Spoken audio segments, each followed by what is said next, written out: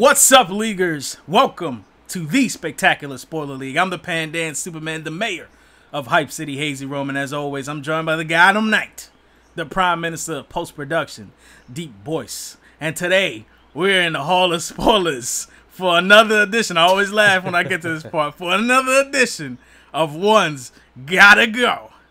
And this time, we talking about Arrowverse shows. We're reviewing some seasons in a sense, okay?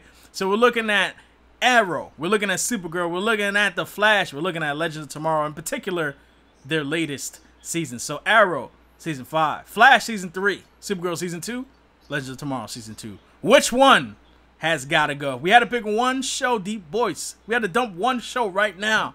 What would it be? And how will we improve it, man? Why is this show gotta be the one to go? Well, this ain't a hard one. Is it? It's not? Okay. Okay, for you not, maybe not. All right. And we're going with the Arrowverse here, correct? We're going with the Arrowverse, man. We're going with Flash, Supergirl, Flash, Arrow, Legends of Tomorrow's. Legends of Mañana. And yeah, the ones that's gotta go is Legends of Tomorrow. Ooh. Listen. I think that's a little bit more controversial than you think so? Man. I think so. I think there's some Supergirl haters out there.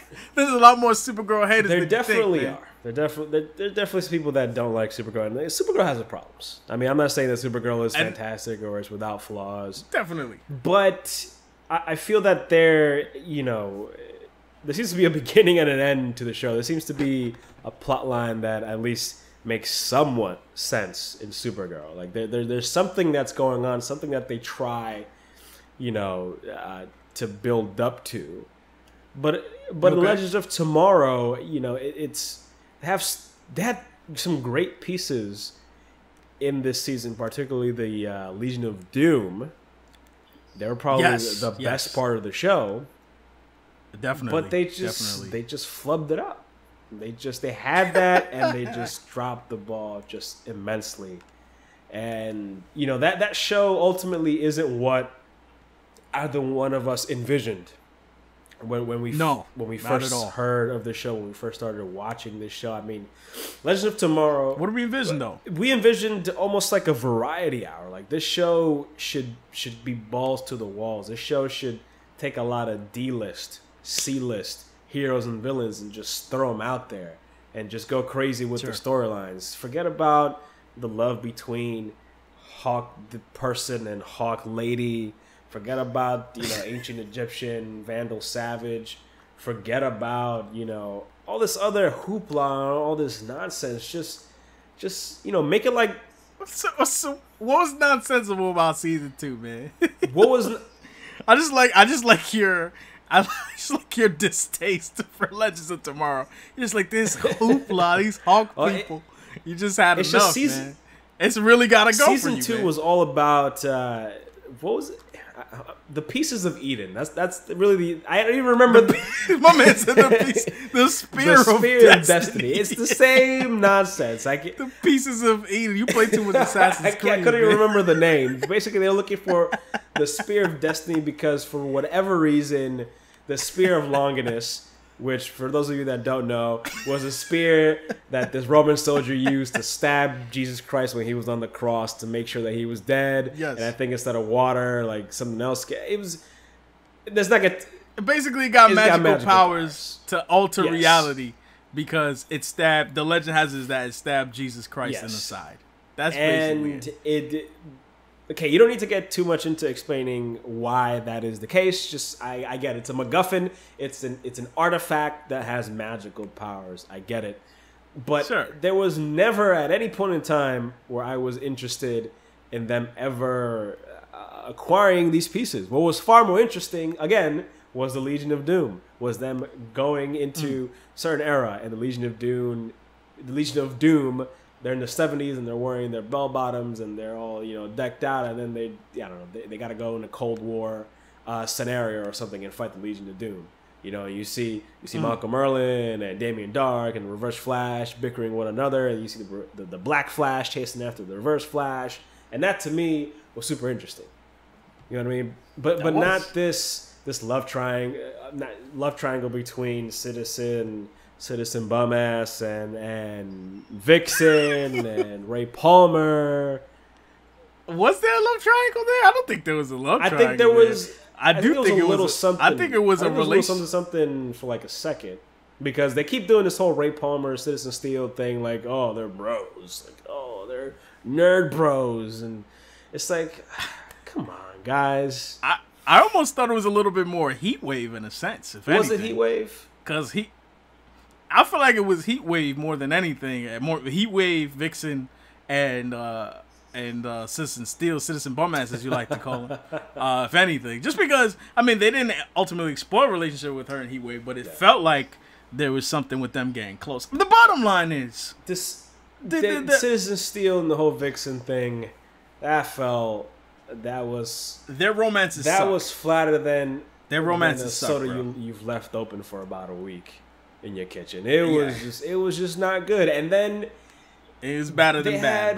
They had the Justice Society, and they did absolutely nothing with the Justice Society. It didn't pan out. I remember I was excited to see that. At the end of season 1. That was real cool. It was just like, oh, we're going to go, again, we're going to see all of these crazy characters. And what do we see? We see hardly any of the crazy characters. Some of them just die. Right. Some of them are even dressed up as heroes. They go off to Camelot to do all this King Arthur stuff, and it gets super corny, and it's just, and then Rip, it becomes brainwashed. I guess I commend them for trying to do something different, but it was just, nothing seemed to make sense. Like, no episode was leading into the next episode. There was no continuity of any sort. All that there was is, hey, yeah, let's go over here because maybe there's a piece of the Spear of Destiny. That was literally the only thing, the only concurrent storyline that was going on from beginning to end. And when it ends, we don't know exactly what we're going to get for season 3. I guess maybe they didn't think they were going to get a season 3 because they just kind of, if you cancel the show now, it doesn't seem like there were any story threads or plot devices or anything left open. They had something. They came back to present day and the reality was fractured. There was like basically elements of different time periods in the reality. It looked like the whole reality was like broken. It was like present day. I don't remember what city it was. I want to say it was Los Angeles, but it's present day, and you see a freaking dinosaur just walking across the street or whatever. You see like futuristic buildings. They did leave off this idea because the whole thing with the Spear of Destiny and them acquiring the Spear of Destiny is that the rule that they've established is that you can't visit the same time you're already visited twice. And apparently, in them, essentially, you're not supposed to appear in the same time that you were already in. So they came to their past. They went back into the past to assist their past selves in getting the Spear of Destiny. The past selves who had already visited said time, and as a result, they fractured reality. But here's where my problem lies with Legends, right? It's alright if you want to be this campy, time travel show, but it's too slapstick. It's too much slapstick humor with the great characters they potentially have. Another thing is they need to be more confident with switching up the roster. Yes. Like Sarah Lance, cool that she's a leader now. However, the Firestorm character getting a little stale. Like Jax, but Dr. Stein, whose attitude is grating sometimes. Citizen Steel, I like Ray Palmer. I like him a lot. I liked him in Arrow, and I like him in Legends of Tomorrow. I thought he was going to get more shine in this. I like the Adam character. I feel that Citizen Steel somewhat makes him irrelevant in terms of the fact that they're playing the same dynamic on the team. They're both supposed to be there for, humor, and they're both supposed to be kind of like the more lighthearted, chivalrous characters who are about being superheroes and it being fun. They're both the same exact character, and it's annoying. And I think Citizen Steel is the worst. I think the Citizen Steel is worse than the Ray Palmer. I like Ray Palmer. I just feel like Citizen Steel is a bad copy. And they brought him in there for historical purposes, and I see that he's back for season 2 or 3, along with Vixen. I hope that doesn't last. Vixen was a cool character.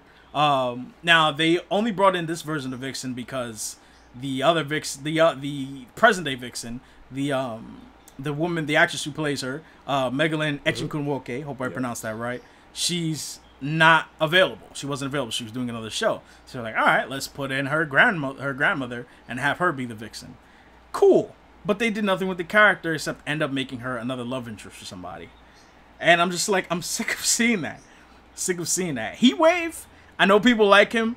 Honestly, I'm sick of his grouchiness and his just, you know, growling through, stumbling and bumbling through lines. And ultimately, yes, this is supposed to be a team of misfits. But ultimately, I don't really care about this team the way I care about Team Flash or Team Arrow. And I hate to say it. And I feel like the storylines they put them through is just them, oh, we got to go do this. Oh, no, we got to go to this. Oh, no, we got to do this because this happened. It's just them bumbling through time and putting them in these eras where they're allowed to make these funny jokes about, you know, the time period and, you know, have them run into, you know, George Lucas and make Star Wars references. I'm just like, it worse there. I mean, listen, just they gotta cut the chafe for the fat. Keep White Canary. Keep Heatwave. Yes. I guess you could keep Rip. I guess everybody else has got to go. Nah, Rip. Honestly, Rip's gotta go. Rip's gotta go too. Rip is a waste of a character. He got nothing to do. He got nothing to do. Who's gonna talk to Gideon? No one. Let Gideon talk to the team. Let Gideon just be your own character. I like Rip. He just has nothing to do. They continually give him nothing to do. Like, at this point, I would have liked it better if he straight up became the antagonist of the show. Like, straight up became a villain. Like, outright, pure villain. Now, supposedly in Season 3, he's supposed to be leading up a new group of Time Masters. Allegedly. I feel like I read some rumor about that. Him heading up a new group of Time Masters, and obviously he's going to come into conflict with the Legends team. Not necessarily be a villain, but come into conflict with them. I would just straight up want him to be a villain or get rid of the character. I love the guy who plays him, Arthur Darvill, I want to say his name is. But at the end of the day, it just doesn't amount to anything. Arthur Darvill is his name. It just doesn't amount to, like, nothing in the show means anything. That's the problem. You know what I mean? And I ultimately thought it was a great way for them to give DC characters a way to kind of be fleshed out, to give some characters that don't get a lot of shine some opportunity to flesh out. But they're not taking risks with the show. They're not willing to switch up the cast, because that's what I thought Legends could and should have been. I would love to see a character like John Constantine appear on there. I would love to see a character like The Question. I mean, talk about, you know, things that are perfect. What about a Renee Montoya Question having a romantic relationship with White Canary? It's literally right there. Yep. Because Renee Montoya in the comics, she is lesbian. You know what I'm saying? She's a lesbian character. It would work perfectly. And it's just like, nah, they're just like, let's keep the same characters. Let's continue to get bored of the same people. Let's put in whack-ass Citizen Steel, who's essentially the same thing as the Atom is. It's just two atoms just running around, just being dorks. It's not fun. And, you know, going into this, Legends of Tomorrow wasn't even my one's gotta go. It wasn't even the one that had to go. I was going to say Supergirl. And I would have caused some hate. But in talking about this, I'm 100% picking Legends. I'm 100% picking Legends. It just, I can't with that. I feel like with all the characters, that's another thing. There's so many characters, they spend time juggling the characters. Like, I like Firestorm, but let's be honest, they spend so much time trying to explain the reason for them to be separated, so that they don't have to render, they don't have to use the budget to do the graphics for Firestorm, the effects for Firestorm. That just becomes silly after a while. It's like, yo, we're gonna deliberately separate the most powerful member of this team. This dude can transmute items, bro. He can turn things into other things using his powers. He absorbed a nuclear bomb in one episode. And they continue like, let's put Stein on this team, and let's put Jackson. Yeah, we gotta keep hearing them bickering though, like a couple. They're the odd couple, Hazy. They're the odd couple, but you know, it's just, I don't know. I feel like Legends of Tomorrow needs some direction. They need to. Either they need to lose, they need to cut the fat like you said, or they need to give us some new characters we can care about. Straight up. or even something like let some characters that have already appeared in the Arrowverse, come through. Like, what about a character like Huntress? She appeared early on in Arrow. What if, I mean, this is a matter of Colton Haynes being available. What about Colton Haynes? What about Thea, who continually has nothing to do on Arrow? Continually has nothing to do on Arrow. Throw her on Legends of Tomorrow. Give her something to do there. You know what I'm saying? Like, I just feel like that show lacks direction. Lacks direction. Totally agree. But if we had to pick one show, the best show, the show that had to stay, which show is it, man? The show of shows of the Arrowverse. The one that has to stay without Well, again, I'm basing this off of the very last season. You know, I'm a kind of what have you done for me lately type of nerd. You know what I'm saying? And okay. The last, I guess the last season of the Arrowverse, or the last show that had the best season out of the Arrowverse for me, was Arrow. The show that started it all, and stop reading my mind, DeepBoyce. That's my pick too. It finished off strong, at least this previous season. I mean, they gave us everything we wanted. They gave us Deathstroke, and we got an awesome, show off between Prometheus and Ollie and the whole team. Essentially original character, by the way. He's more or less an original character. Yes, they did a fantastic job going back to Leon Yu, and just the whole episode fire. And the way it ended, fire. And we don't know what's going to happen starting next season, where they're going to go, but I'm more interested in seeing the next season of Arrow than I am any of the other shows, to be quite honest with you. Fair enough. I mean, I feel like Arrow season 5. If you had talked to, if we had been doing One's Gotta Go last summer, like summer last year, summer 2016, I would have probably put Arrow as the one that's gotta go, because now you might say, oh, Legends of Tomorrow season 1 was pretty bad, but Legends of Tomorrow had one thing back then. It had potential. And that was the thing that had me excited for Legends of Tomorrow, even after a lackluster season 1. Still had potential, had great elements. They just didn't use them in season 2. But Arrow came back. Like, Arrow has not been this good since season 2.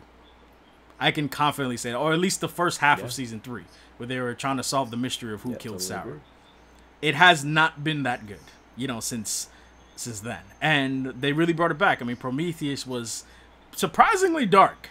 You know what I'm saying? We saw him, straight up break Oliver. He was like, yo, Oliver came back from like one torture session with Prometheus. He's like, yo, I'm done. The crusade is over. I'm hanging up the bow and the mask. Like, he was done. And, even his end game, where he's just like, yo, I don't care what happens. I'm going to show you who you really are, and I'm going to make you feel how the hatred and the pain you've put me through personally. And I was like, that's dope. Now, Flash is not my pick, because Flash stumbled with Savitar. Savitar was a little bit lackluster. They tried to play the same who is the main villain thing that they did in season 2, and they did it to less effect. They also tried to make Savitar seem like this uber powerful character. They even had a similar montage to what they had in season 2, where Zoom beat the crap out of Barry and just like took him to Central City, and he was like, yo, this is your hero. Like, look at me, look at him, I just destroyed him. They kind of had a similar thing with Savitar, where he just took him through the city, dragging him around like an old dirty scarf. But Savitar he didn't do it for me. He didn't do it for me. They didn't flesh him out the way they needed to. Which brings me to Supergirl. Supergirl is another show that has issues with direction. It didn't seem like they knew where they were going from the beginning of season 2 to the end. Now, that being said, all the characters who are introduced throughout the season, the main characters, or recurring characters, seem to have a main role. You've got Mon-El. The whole issue with the Daxamites, the whole Cadmus thing came back into play in a sense, but they introduced you to Cadmus. You thought it was going to be this huge, issue. Lillian Luthor disappears for many episodes, randomly comes back to help them, solve the problem of the Daxamites. The season finale wasn't bad. It just felt like episode by episode, I'm like, where are they going with this? What is the overall? There was, like, you cannot sit here and tell me the overarching storyline of Supergirl season 2. No. I mean, that's a show that is hurt, or they don't know what to do with however many episodes they have in a season. They're literally they're just biding time. Yeah. And Legends of Tomorrow, if I'm not mistaken, to go back on, you know, how much episodes they have, I believe it got a shorter season this season.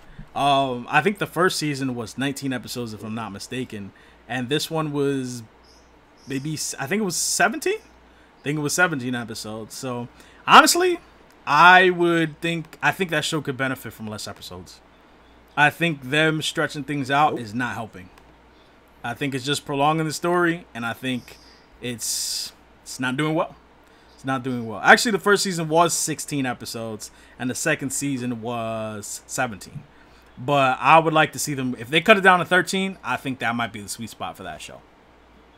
I think 13 might be the sweet spot. Even though there's so many characters, I think they almost need the episodes they have to give them, you know, to flesh them out. They're just not doing anything with the characters. I would even if they did like a full revamp of the team, I would just be so much better with that. The show needs flesh, blood, and it's getting stale. It's getting stale. So, you know, I don't know. But anyway, guys, what is your pick for One's Gotta Go in this edition, this Arrowverse season in review edition of One's Gotta Go? Which show, if you had to pick one right now, which show, Arrow, Flash, Supergirl, Legends of Tomorrow, which show would go? Which one would stay? Which one is the best show right now on television? Let us know in the comments below, and by all means, join up with the Spectacular Spoiler League by hitting the subscribe button and hitting the like button, because if you join up with Spectacular Spoiler League but don't hit the like buttons, you might as well not be in the league, people. You gotta support if you're gonna be in the league. But anyway, guys, we're getting out of here. We're gonna go find Vandal Savage and ask him why we didn't understand 90% of the things he said in Legends of Tomorrow Season 1. DeepBoyce, we getting out of here. Peace.